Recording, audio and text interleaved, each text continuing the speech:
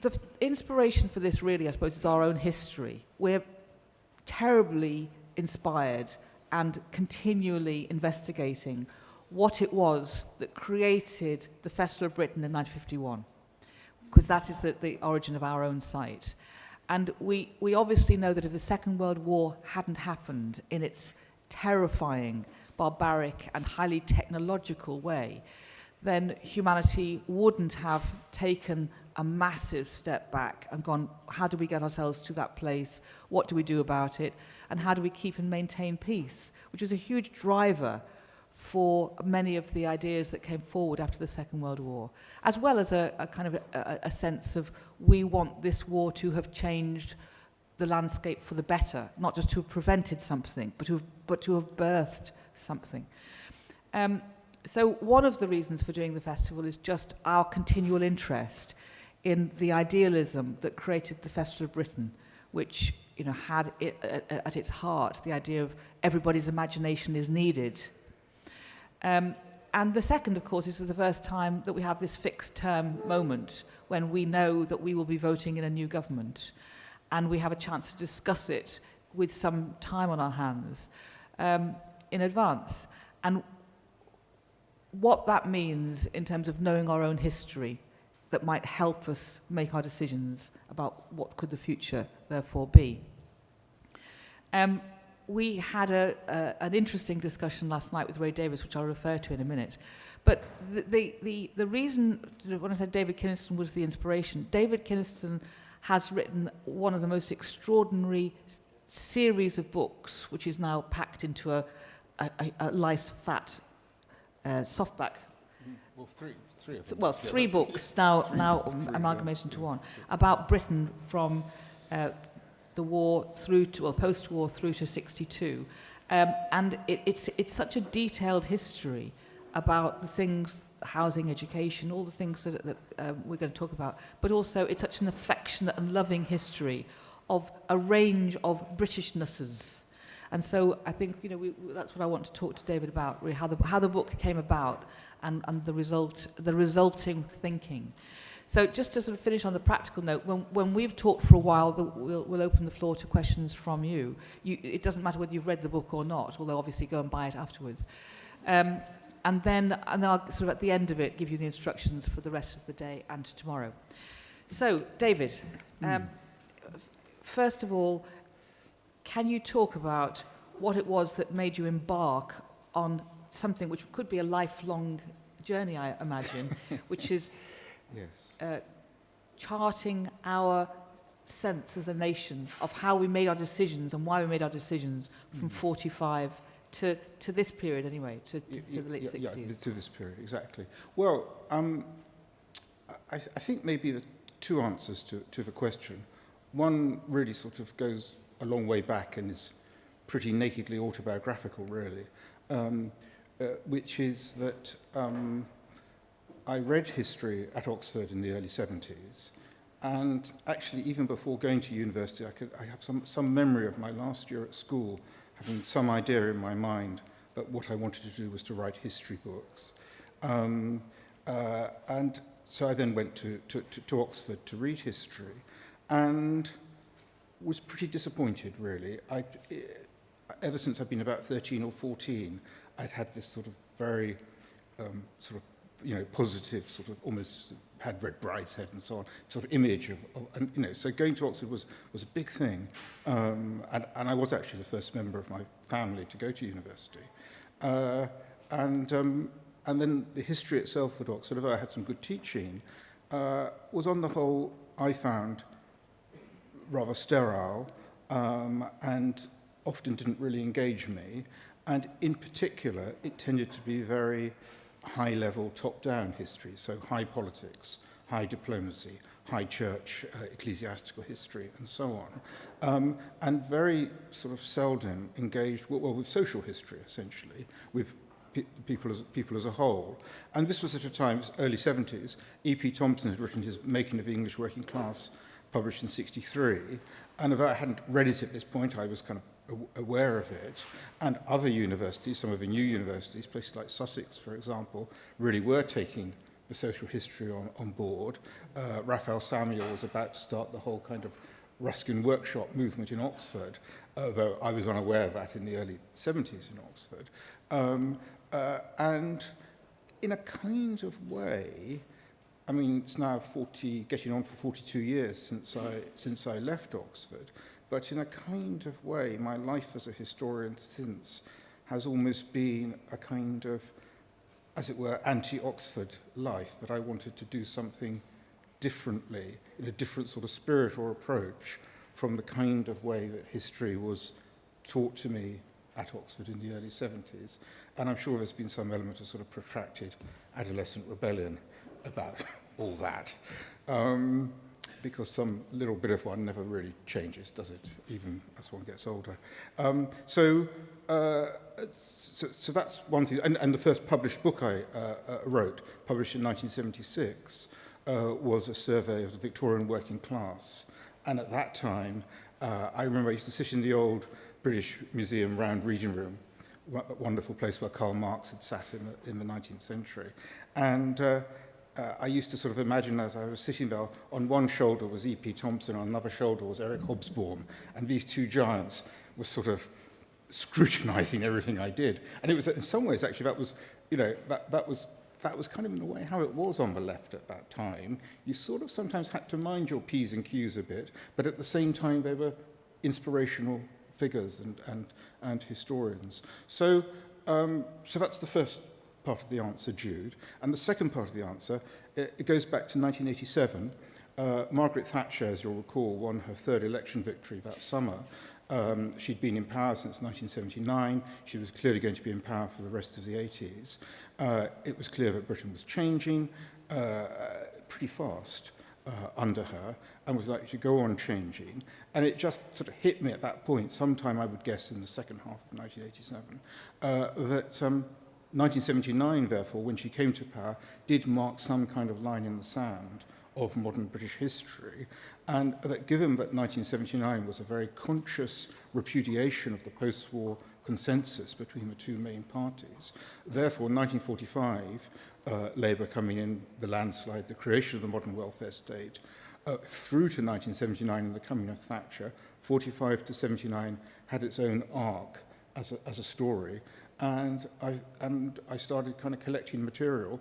At that time, I had just signed a contract to write a one-volume history of the City of London, and that one-volume history turned into 4 volumes because I got very hooked on the archival research and so on. So it wasn't actually until 2001, 2002 that I really got down to serious work on the post-war project. But the thinking behind it, just coming back briefly to that, as it were, anti or non-Oxford point, is that I did want it to be much more history from below than, bottom up rather than top down, a whole range of voices, not too metropolitan, women as well as men, consumers rather than producers, a big, what was it that Henry James, I think, called, I think it was a Tolstoy novel, it might have been Middlemarch, no, I think a Tolstoy novel, he called it the loose baggy monster. And I'd written loose baggy monsters on the city, and now I was going to have a go at some loose baggy monsters on post-war Britain. Thank you. Okay.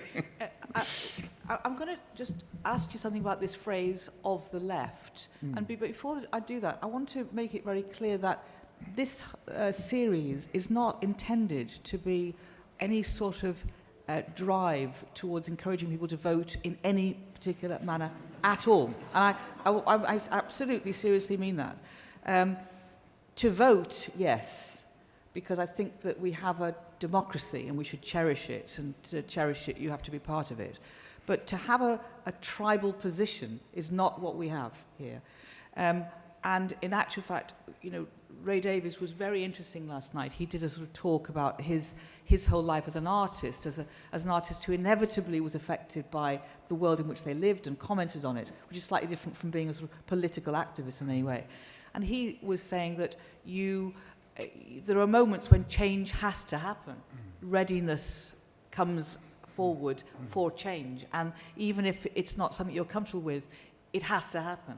And I think that we can't be pleased that we live in a democracy that doesn't have one political party and then insist that only one party ever gets to be discussed and talked about or has the best ideas. So I just want to make it clear that this is an ecumenical festival. Pluralist, yes. Pluralist in every way. So that's why I'm interested in when you say, you know, I had these two great big pillars of the left sitting on my shoulders, scrutinising me for correctness. They were of the left, but giants as historians. So giant historians were of the left. Who were of the left, that's how I would put it. And so, I mean, why were you of the left? Why was I of the left? Yeah, how did that come about? I was young, Jude. That's not necessarily.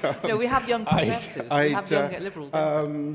I think there was a lot of, if I think about myself in my 20s, there was a lot of as an adolescent, delayed adolescent rebellion involved. My father was an army officer, and you know, that world of the army, there was plenty to rebel against there. So your family tribe weren't of the left? No, not at all. I think if the thought of my father voting for any party other than the blue one would be astonishing to me. Right.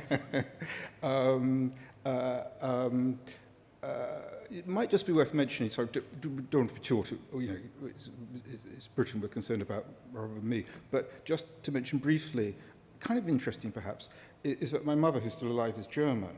So I kind of had a sort of, it's a sort of curious, sort of slightly sort of insider stroke outsider, perhaps. I mean, she came over in 1950, married my father. I was born in 51 during the festival.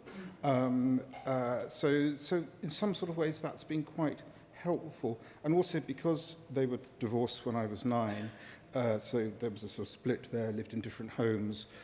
My father in the army moved around, and I was at boarding school, so I didn't have a particularly sort of rooted childhood, and slightly kind of in some ways on the edge of things. And in those days in boarding schools, you know, you never got out, you know, for months at a stretch. So just a slightly sort of on the side of things, which I think has been helpful in some ways as a historian. You mean it makes you an observer? Yes, I think that's right. I think that's right. Yes.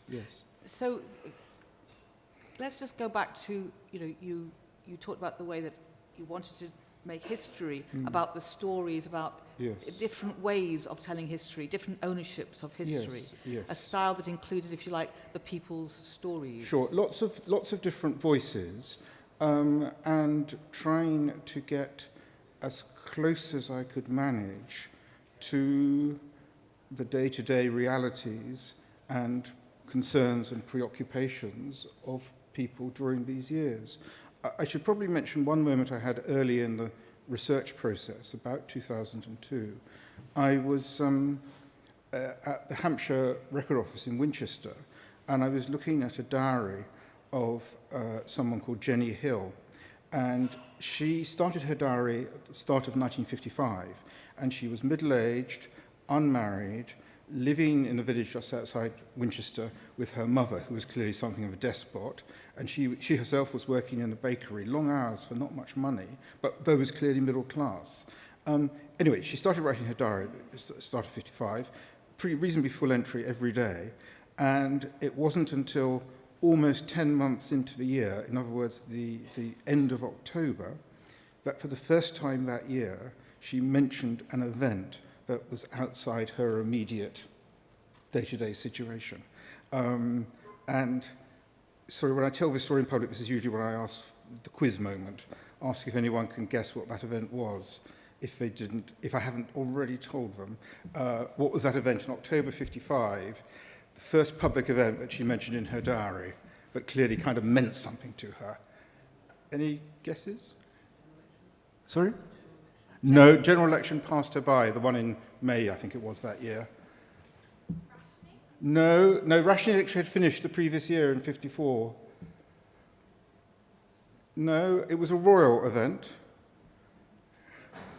Princess Margaret, yes. It was the announcement on the, I think, 9 o'clock news on the Home Service that evening that Princess Margaret was not going to marry Group Captain Peter Townsend, who, of course, was a divorced man, and that she considered incompatible with her, you know, religious conscience and so on, to marry him. And Jenny Hill, in her diary, first of all notes, for that day, she notes the very sad announcement and so on.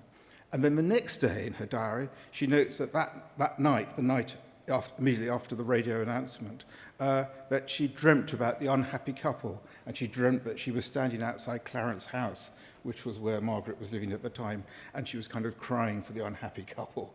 And what really struck me, two things really struck me, as I was sort of mulling it over, coming on the train back home, two things really struck me. And one was that here you had a middle-class woman keeping a daily diary, and she went almost 10 months without talking about an event outside her immediate situation.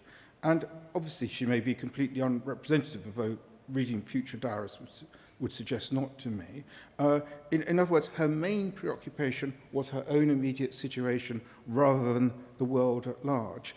And it struck me that if I was really going to try and write a history of post-war Britain, I had to be aware of that sort of disjuncture in a way between the two realities, between the two worlds. And one writer particularly also influenced me, a really good writer, Molly Panter Downs, novelist, short story writer, and also author of a regular letter from London to the New Yorker for many years, from 1939 through to the 1980s. And she, in her reportage, often say during an election, would go on a street and say, I cannot see a single sign of life here, but there's an election going on. And she was generally rather good on that. Although she did report the politics very well of her time. That was instructive. So that was one thought I had after reading the Jenny Hill diary. And the other was really to do with, well, what was the event that really got her kind of going? It was a royal event. It was this announcement to do with, which, was obviously of interest and so on, but was hardly, in some sense, as important as the general election that year or what was happening in terms of the Cold War. There were some important negotiations going on, or it was the London's, Waiting for Godot made its first appearance in 1955. And many other things, start of commercial television, in fact, in 55, earlier that autumn, none of which got a mention. But it was this, royal soap opera story that got the mention. But if that's what concerned her, that's what's concerned her. It's not for me to say you should be concentrating on other, loftier, more things and so on. So that made a big impact on me, actually, and to some extent shaped my thinking about how I was going to tackle this project. Do you think that's changed that much? Because I know people who were astonished at the outpouring of grief about Princess Diana.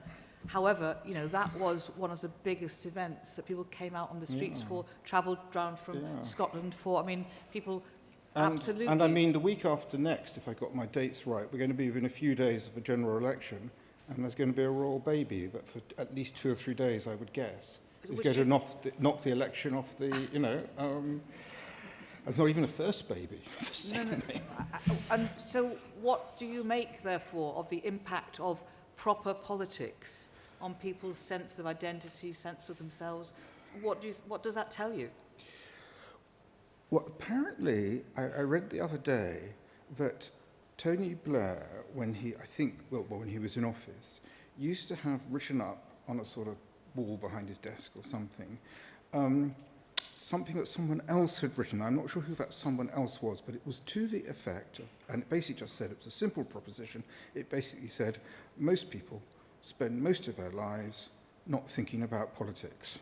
And therefore, as a politician, you've always got to remember that. Well, actually, it strikes me, whatever one thinks of Blair, that's actually rather insightful to have that as a kind of rather equivalent to the person who used to whisper into the Roman emperor's ear, remember, emperor, you are mortal.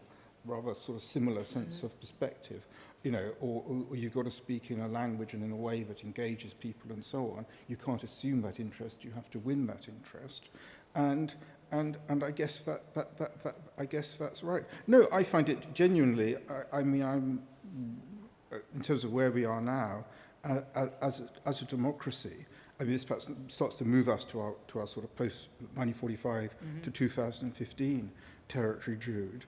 The part of the dream of 1945, the very noble dream of 1945, was for an active, informed, civically conscious and responsible, electorate democracy populace and so on. When you think about some of the great public intellectuals of that relatively immediate post-war period, someone like Raymond Williams, for example, who for 20-odd years, I would guess, was the leading public intellectual in this country.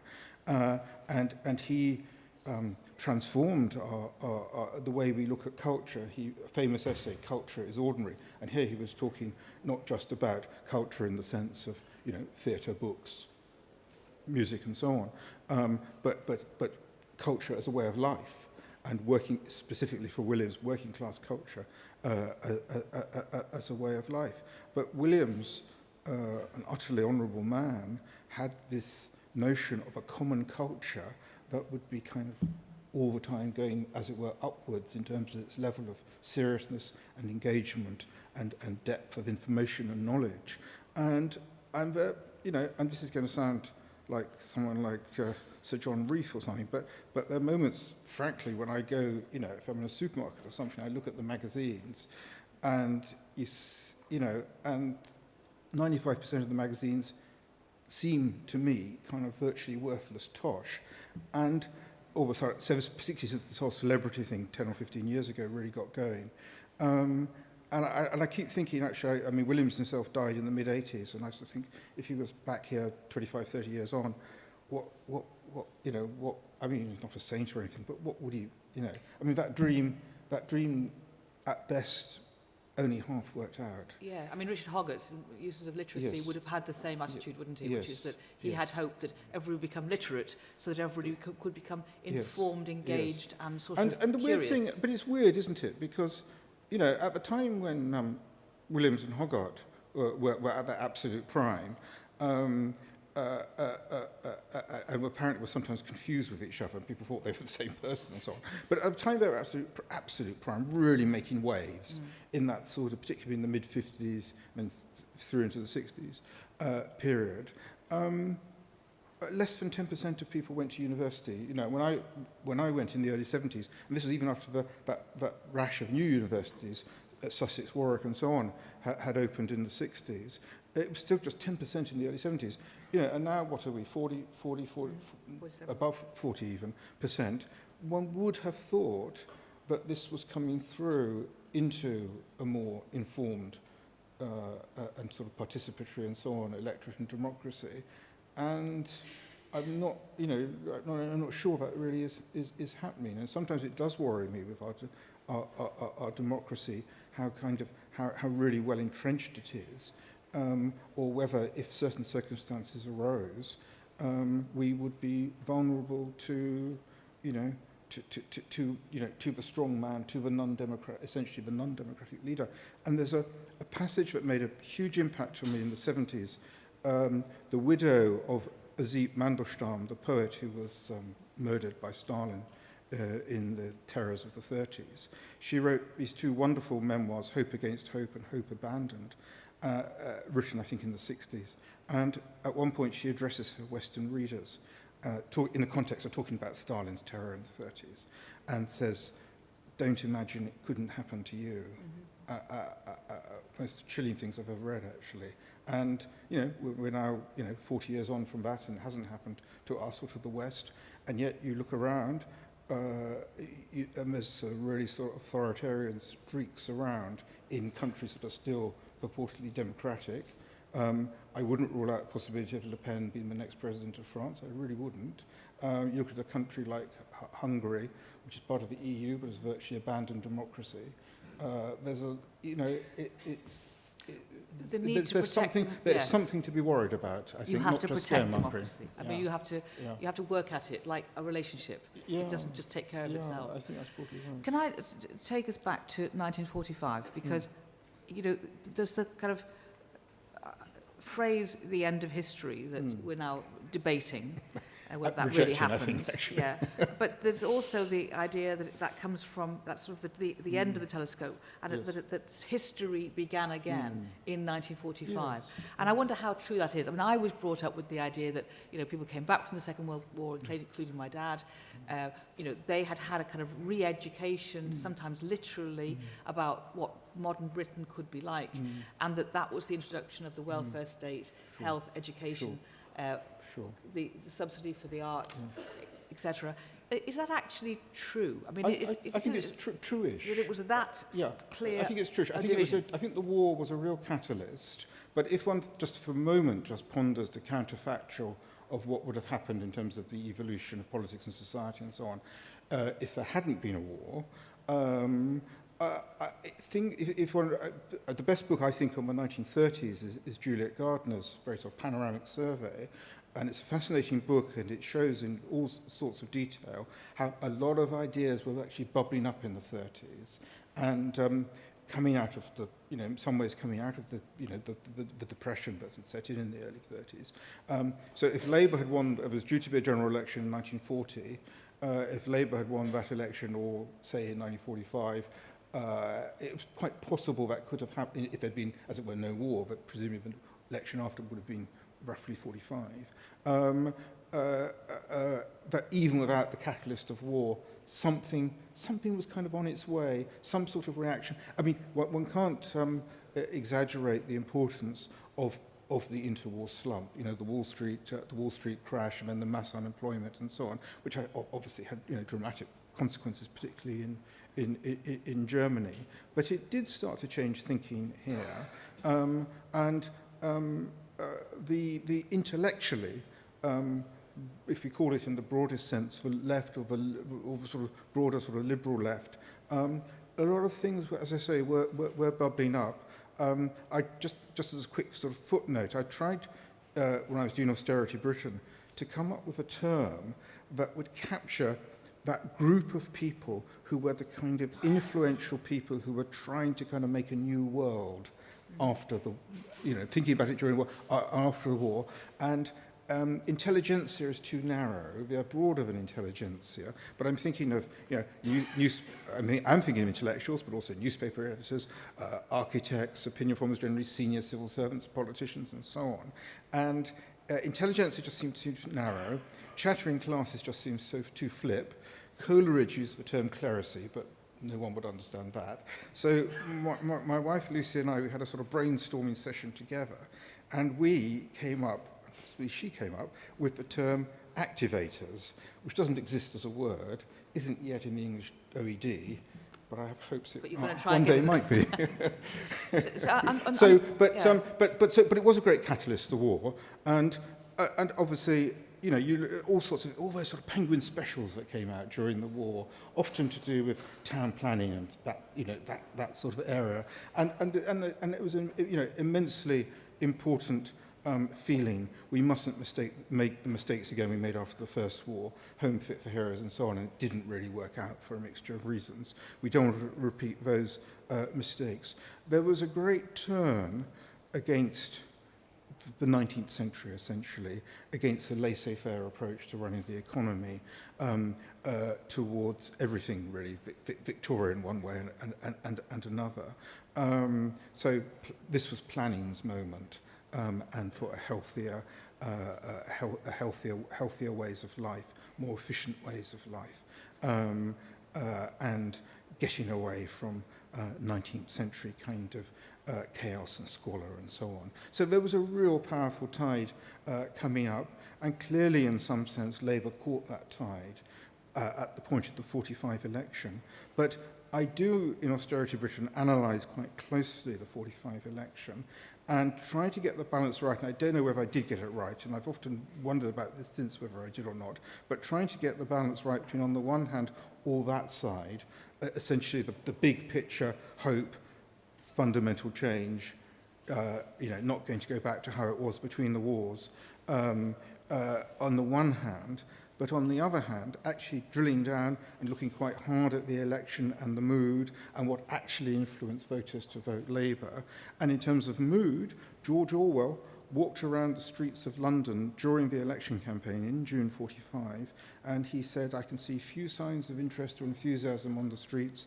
And he then offers the thought, compared with earlier in the war, around 41, 42, the Beveridge Report, which did make a big impact and sold many copies, he seems to suggest that people have just got so weary, actually. They just want this, the war is over in Europe, it's about to be over in Japan. They just want to get home and just sleep in a sense, actually. There's a great weariness, a great understandable tiredness.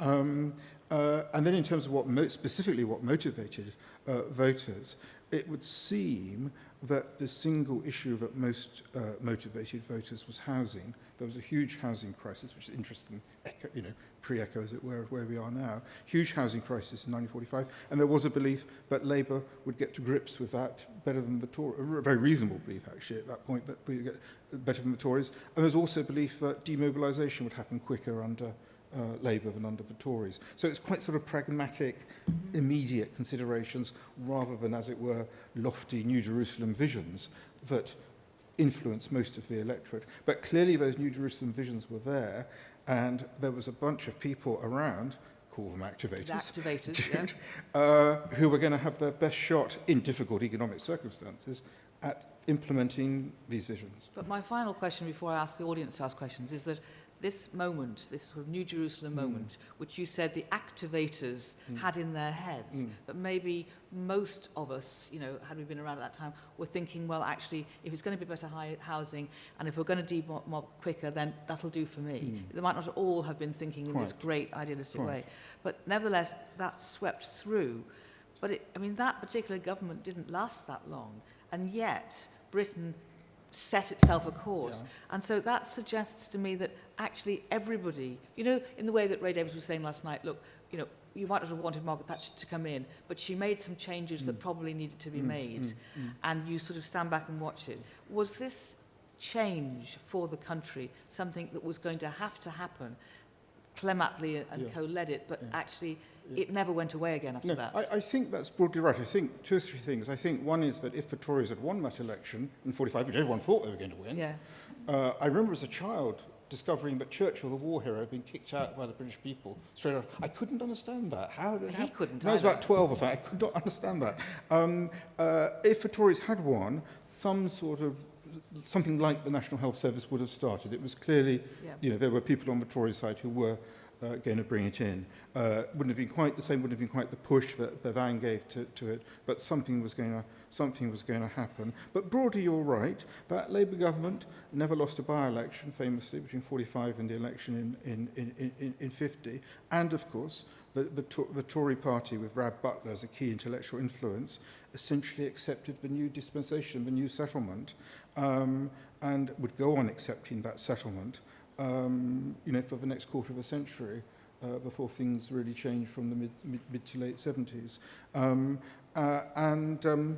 I think that's right. I mean, one just have to add to that on the part of the Tory voting middle class, some of them, Labour would not have had that majority in 45 without some significant middle class support. But broadly speaking, what happened in 1950 was that the middle classes returned to the Tories.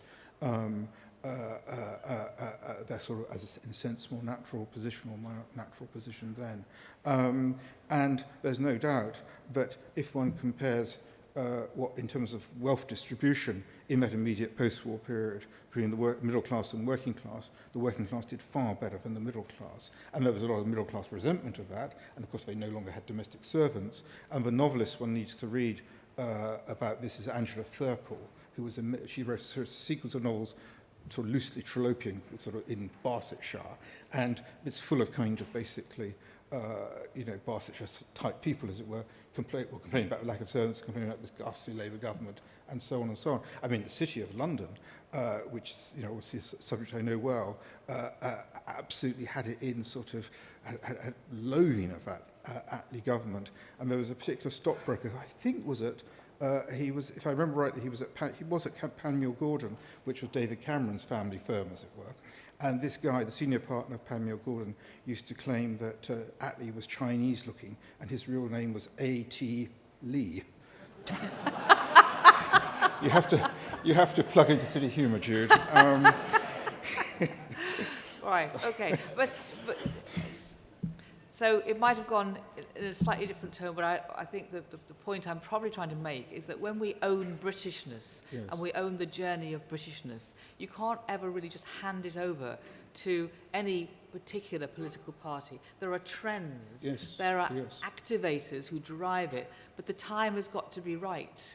in Yes. some way as well for it to be accepted. So, Yeah. so it's sort of interesting, Absolutely. and that probably ends up at its worst, meaning that people then say, well, they're all the same. Yes. And at best, people saying, well, actually, we trust democracy, this many-party system, or at least it's been three-party for a long time, because it's broadly going to take us in the place that we feel comfortable. I tend to think, I mean, I don't know if you would agree, or anyone else would agree, but I tend to think that over the years, in my kind of politically conscious lifetime, as it were, but on the whole, the government that emerges from an election is the government that people wanted to emerge.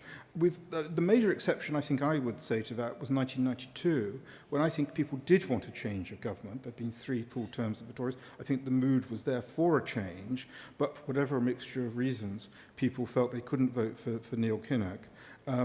And in that case, I think they didn't get the government they actually deep down wanted in 92, for which the Tories paid a terrible price. Okay, they got 1 extra term, but it was absolutely clear that there was going to be a landslide for Labour at the next election. And this was while John Smith was still leader. It certainly was clear. And I'm honestly not sort of, being retrospective about this. It just seems so sort of... There was a particular moment in the autumn of 92. There'd been the Sterling, Black Wednesday and leaving the ERM and so on, that debacle. But actually, something more interesting in many ways, a few weeks later, October 92, there was a big demonstration in Hyde Park to do with the closure of coal mines. And people were demonstrating in 92 against the closure of coal mines in a way they hadn't actually demonstrated during the miners' strike 84-85. The zeitgeist had changed between the mid-80s and 1992. And people basically felt bad about having elected this government. So that was the one time I think but on the whole, I tend to feel we get the government, in that sense, democracy works quite well. So we'll see what we'll see what transpires shortly. Yeah. Okay, questions from the audience? Yes. Just want to ask about the idea... Have you got a mic? There's a microphone there, yeah. About the idea of the post-war settlement running from 45 to 79, something that we all tend to assume and sort of recycle that idea, and I've done it, and lots of us have done it. But I just wonder if you think really it did last that long, because arguably, for instance, some people talk about consensus breaking up by the mid-70s at least, and in a way, what always strikes me is you can sort of take the cracking of consensus further and further back in time, maybe to the late 60s or whatever, and you end up thinking, well, maybe this moment of post-war settlement was quite a slender historical moment, rather than a very lengthy and solid thing that Thatcherism then had to break up. It's a very good question. I mean, I think what one needs to be careful about, I mean, the thing that's often the term, for this consensus is Butzkellism, the Chancellor and the Shadow Chancellor in the early 50s, being Rad Butler and Hugh Gaitskell and The Economist, came up with the idea of Butzkellism, nothing to choose between the two. And I think that was never the case. I think there was always a significant difference between the two main parties, even at the height of, as it were, Butzkellism. And there was also, in terms of both parties, most of it, certainly in terms of the Labour Party, and most of the time I think the Conservatives as well, a lot of internal debate going on about should we be, in terms of Labour, should we become more left-wing, in terms of Conservatives, should we become more right-wing. So, so not sort of necessarily accepting the more middle ground. And I agree that you can see signs of it fraying from well back, earlier indeed, probably than the mid 70s, and yet, well, two things in a way. One is there is the role of chance. I mean, what if Heath had won that 74 election, which he only narrowly didn't win it? Clearly, Thatcher wouldn't have become leader the following year, or indeed, when Heath was compelled to resign, people were expecting Willie Whitelaw to become leader. That would have been significantly different if he had become leader. So it wasn't, in as much as there was consensus, it wasn't inevitably going to decisively fracture at a particular moment. And the other thing is, I think one always has to remember to what extent actually the consensus has held post-79. Because after all, Yeah. we do now still have a National Health Service, free at the point of delivery and so on. It remains a huge issue. Someone like David Cameron has to be, not only pragmatic but also deeply emotive or emotional about his defence of it and so on, in order to try to persuade voters that they can trust him with it and so on. Nigel Lawson famously, rather dismissively, called it the British religion. It's the British adherence to the NHS and unwillingness to discuss how it could be reformed or changed or anything. There were moments, certainly on, was it Thursday evening, as it were, the Challengers debate, Yeah. when you had Farage over on one side and all clearly on one side of, as it were, the consensus, and the rest over on, and there were moments it might have seemed we were back in a very sort of pre-Thatcher world. It was the value of everything and the price of nothing, really. It always occurs to me as well that we're not necessarily very good at examining other... We claim an awful lot for our own systems, Yes. as if nobody else has ever Yes. done one or thought Yes. about it or Yes. has anything else to offer. Yes. Other questions? Yes, that gentleman there, then a woman here. Yes, yes. To the...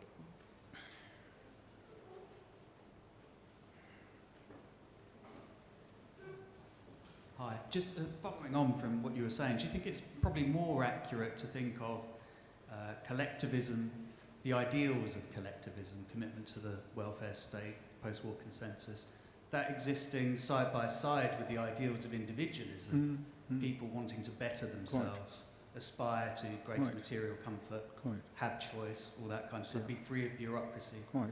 Is it more accurate to think of those two things existing side by side throughout post-war British history? Throughout, I'm really Golden period of collectivism, 45, 79, and then a big rupture. quite. in And I 79. thought, for me, I actually couldn't agree more.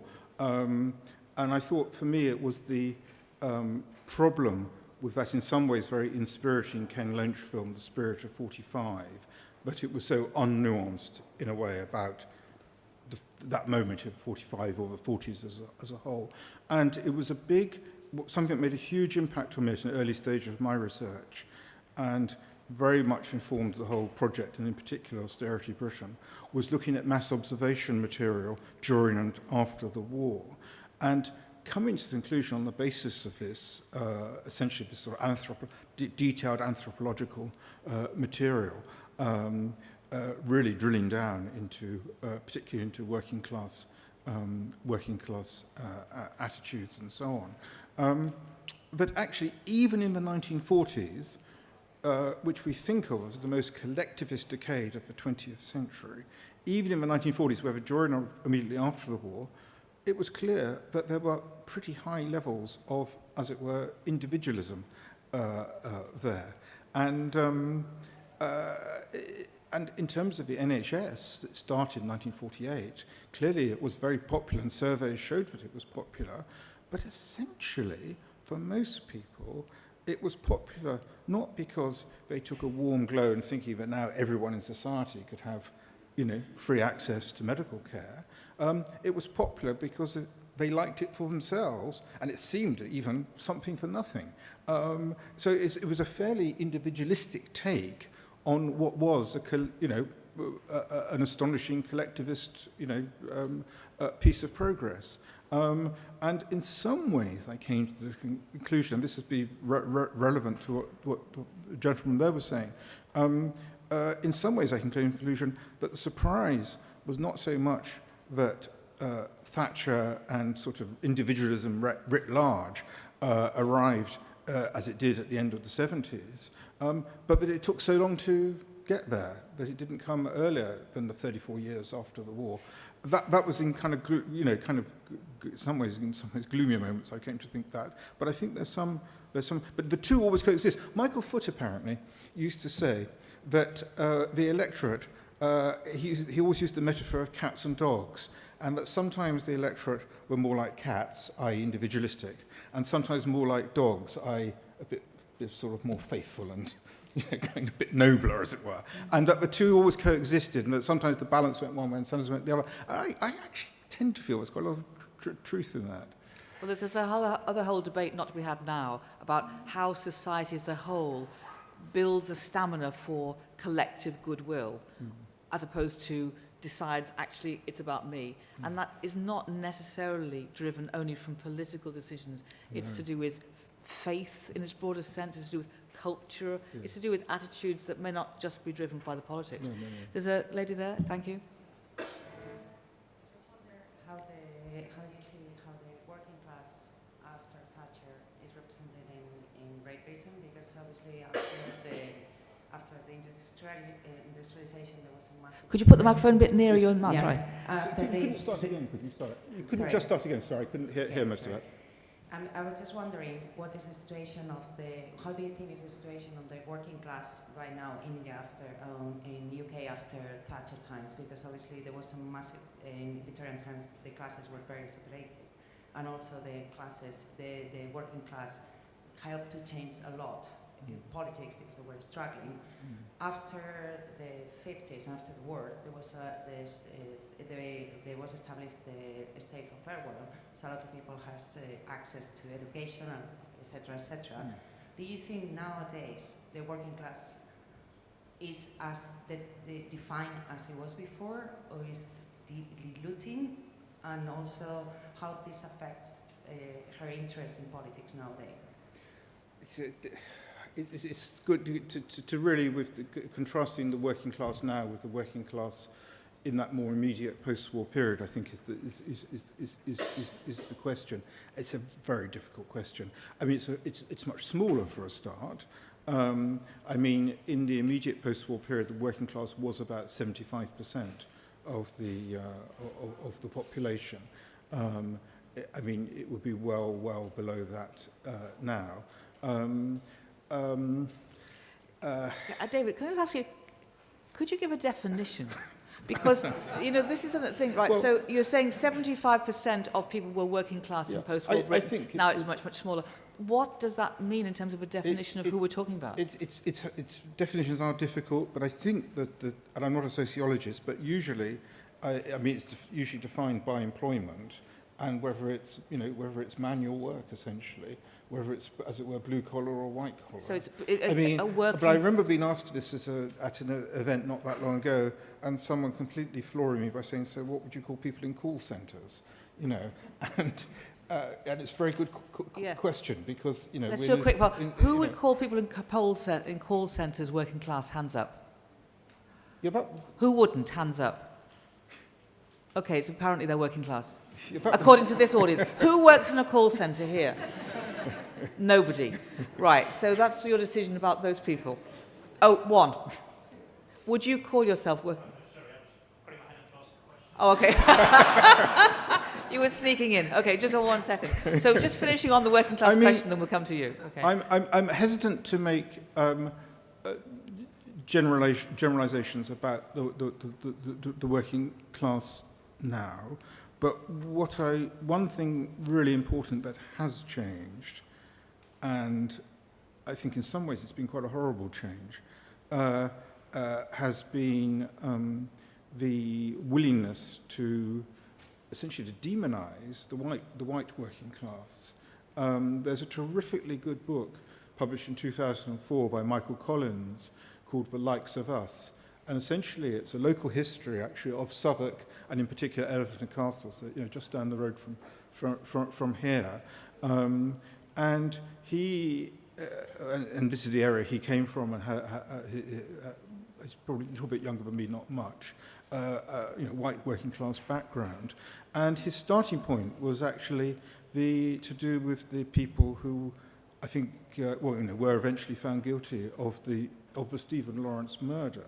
And at one of the trials, the Norrises and so on, he was struck, in the late 90s, I think, he was struck by how, even before, verdicts were given and so on, it was possible just to, in the press, just offer kind of, just abuse, as it were, of a whole, and then and Owen Jones, in his first book, Chavs, has written very well about this whole area.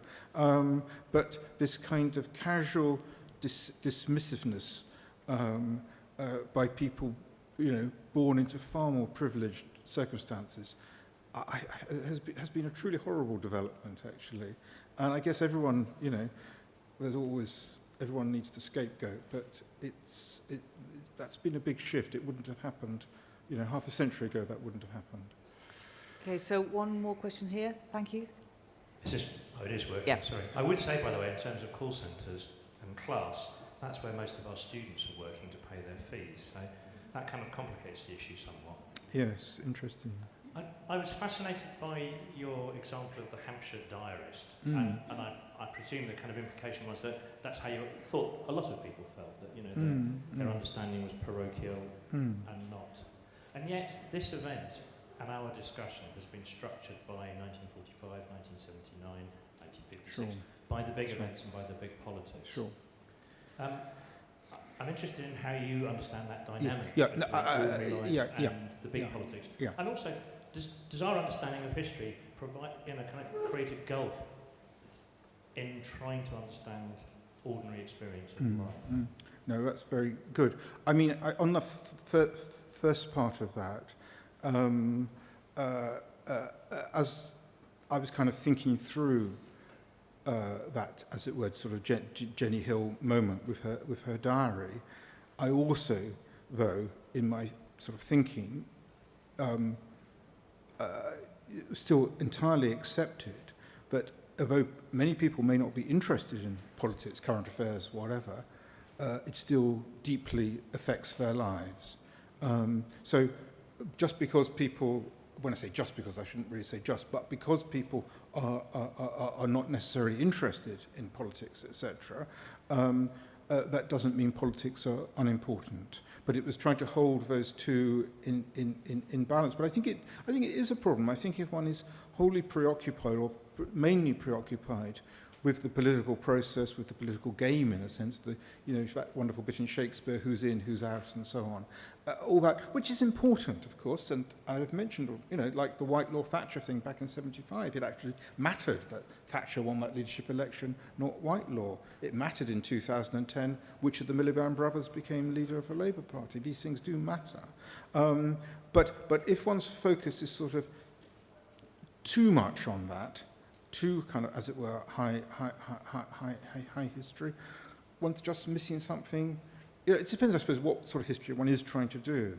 But if as I have been trying to do, is to write an essentially, as it were, democratic, inclusive, and sort of broad-based and multi-voiced history, then I have to also at the same time be truthful to the concerns and attend to the concerns and preoccupations of people, rather than impose my own upon them. But you're absolutely right to identify a kind of deep, kind of, as it were, almost a methodological, philosophical, something tension between the two. And I'm very conscious of that, but try and sort of somehow ride the two horses together. One more question. Somebody over here, thank you.